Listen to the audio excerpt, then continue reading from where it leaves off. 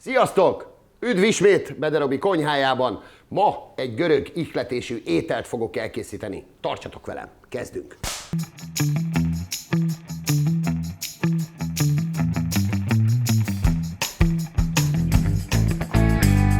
Először is előveszek még egy keverőtálat ehhez az ételhez, de még mindig nem mondom el, hogy micsoda. Ide készítek egy másik keverőtálat, amiben már van darált hús. Miért kell ez a keverőtál?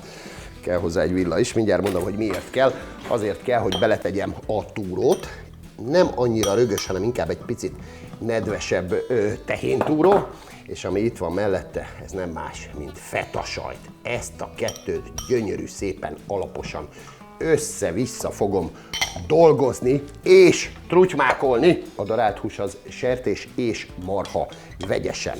Jöjjön akkor finomra vágott vörös hagyma. Láthatjátok, két kisebb fej vörös hagymát daraboltam föl. Egyik fele a darált sertés és marhához, a másik fele pedig jöhet a túró és a feta keverékéhez. Jó, higgyetek el nekem, hogy ez egy villámgyors és nagyon-nagyon egyszerű étel. Persze könnyű mondani, mert a Bede Robi most már itt előkészültek neki. Nem készült nekem elő senki, saját magam készültem elő, de hát megfelelő előkészítettséggel nyilván könnyed, laza dolog a főzés, főleg, hogyha van mellette egy pohár bor, vagy egy pohár sör is. Na, folytassuk. Mit szeretnék én még beletenni a töltelékbe? Friss oregánót. Hát, hogyha nincs nagyon friss oregánó, akkor üssekő, jó lesz a szárított is. Csipegetünk némi levélkéket. Jó, alaposan daraboljuk össze a friss oregánót a friss mentával, friss mentalevelekkel. Hát figyeljetek, én nem mondom, hogy ez mennyi legyen, hogy legyen. Láthatjátok, hogy körülbelül mennyi friss zöld fűszerről beszélünk. Nem biztos, hogy a mentával annyira el kell vinni az ízét, de nem árt, hogyha van benne. Tehát ad egy nagyon-nagyon kellemes, sajátos, mediterrán hangulatot, meg hát nagyon jó passzol az íze. Tehát friss oregánó, illetve menta, ami zöld fűszerként kerül a két töltelékbe. Jól láthatjátok, egyébként gyakorlatilag majdnem ugyanazt teszem a két töltelékbe egyaránt, illetőleg a húshoz fogok egy picit más fűszert hozzátenni, amit rögtön ki lehet találni, hogy mi lesz. Nem más, mint a fokhagyma. Tehát ide menta, oregánó mind a kettőbe. Úgy, minden egyes darabját összeszedjük. Tehát jöjjön ide egy gereznyi fokhagyma, amire viszont szükségem van, előbb littem a reszelőt. Az nem más, mint némi reszelt citromhéj. Tehát ide a fokhagyma, ide pedig a reszelt citromhéj. Ez ad egy kis pikantériát, a már egyébként is kissé savanykás, túrós, fetás tölteléknek. Tudjátok, csak a sárga részt reszeljük, úgy.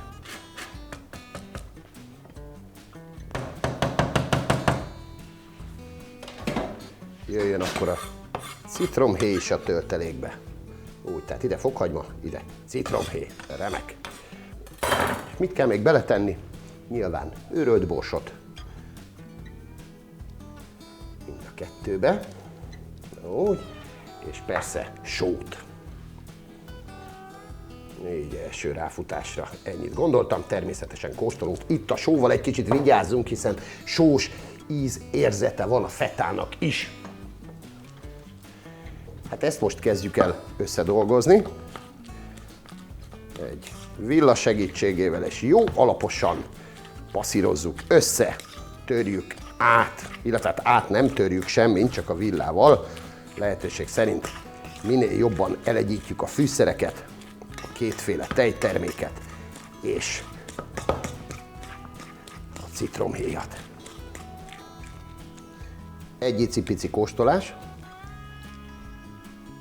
Eltaláltam elsőre. Ez jó. Enyhén jön rajta a menta, kicsit a savasság is remek. Nagyon jó. A darált húshoz jöjjön egy darab tojás, meg körülbelül olyan 6-8 dekagram rizs megfőzve. Nem teljesen, csak félig. Hát ez rátok van bízva természetesen, hogy mennyire szeretnétek sok rizssel, vagy kevés rizssel. Én azt mondom, hogy ez körülbelül olyan 1/3-2/3 arány, és jó alaposan összedolgozom.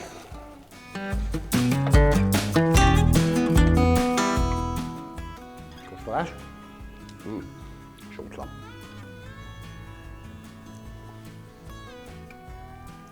Meg egy kicsit borstalan. Na, még egy kicsit. Úgy. Remek!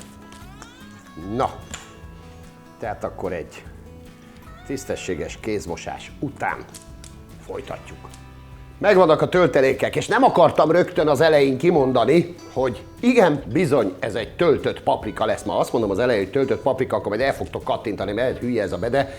Pár héttel ezelőtt készített egy töltött paprikát. Igen, a klasszikus magyar töltött paprikát, ez most görögös, ahogy már említettem is, görögös ihletésű 3-féle, illetve 4-féle paprikát vásároltam, nézzétek meg, ez egy ilyen zöld húsú, nem erős paprika, és a végeit levágtam, rögtön meg is mutatom, hogy tettem ezt, illetve van itt kápia paprika,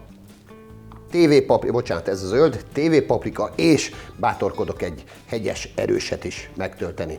Vagy töltsek 2-t? Tudjátok mit? Hát most ebből van 4, 2, hát ne legyen már páratlan. Mindjárt előveszek még egy hegyes erőset. Tehát még egy hegyes erős, és akkor most párosak vagyunk rendesen.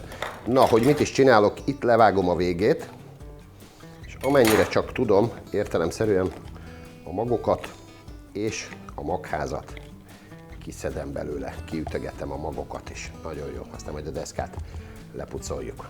Úgy, jöjjön ez is. Ezeket a paprika végeket kidobni vétek egyébként, mert egyrészt ezt le lehet szedni, és alaplébe nyugodtan el lehet használni. Tehát én ezeket el szoktam rakni egyébként, tehát hogy már mondtam, már számtalan, hogy ilyen nagyon elrakó ember vagyok, és elrakom, be van zacskózva, benn van a mélyhűtőbe, és kiveszem, szépen lehet használni, de akár húslevesbe is. A hegyes erőset azt viszont nem szoktam annyira félretenni, mert annyira az erőset nem bírom.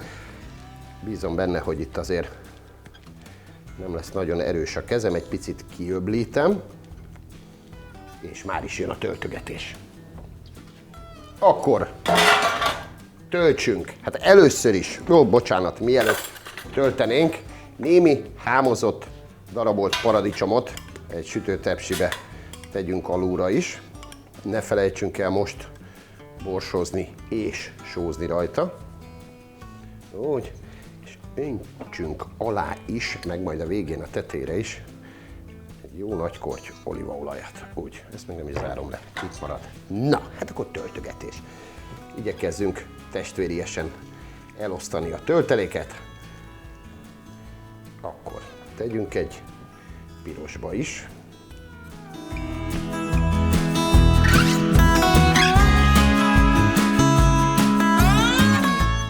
Jöjjön a fetás túrós töltelék is, miután megmostuk a kezünket.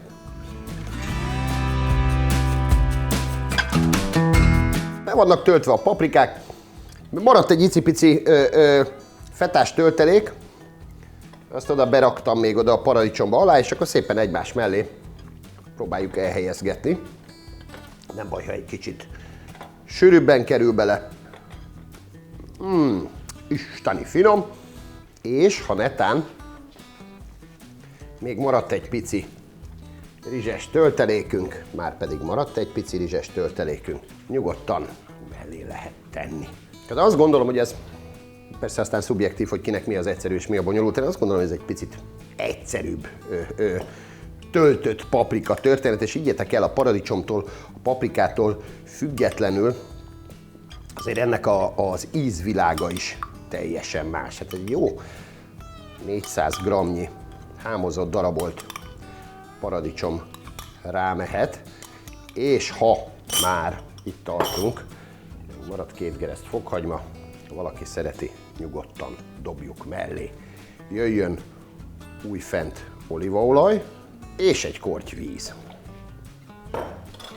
Semmi mást nem kell vele tenni, mint hogy letakarni, és 190 fokos sütőben körülbelül fél óra alatt gyönyörű szépen megsütni. Majd a vége felé le fogom venni róla a fedőt, rászórok olívabogyót, némi koktélparadicsomot, amit a kertből szedtem, ja, a mentát is a kertből szedtem, rá fogom szórni, és egy kicsit rápirítok az utolsó 10-15 percben. Menjen be a sütőbe, és amíg megsül, addig ígyatok egy jófajta görög vagy magyar bort, vagy ígyatok egy jófajta görög sört, vagy akár egy jófajta görög dinnyét.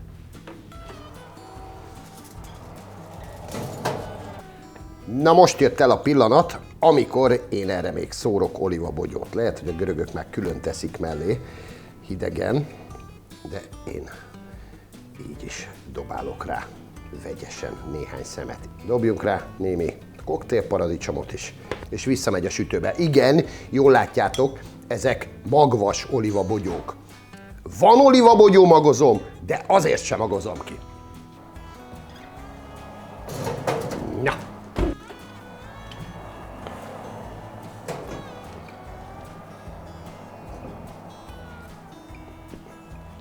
El is készült a végtelenül egyszerű, töltött, sült paprika, most már csak a tálalás van hátra. Figyeljetek, mindenképpen érdemes mellé tenni gyönyörű szép, friss, lehetőség szerint jó kis kovászos péksüteményt, ugye szaftot föltunkolni vele, és már is lehet fogyasztani. Úristen, elfelejtettem mondani. De ti remélem nem felejtitek el, hogy kommentelni kellene, lájkolni, és természetesen föliratkozni a Bede Robi konyhájára. Tartsatok velem legközelebb, és jó étvágyat! Sziasztok!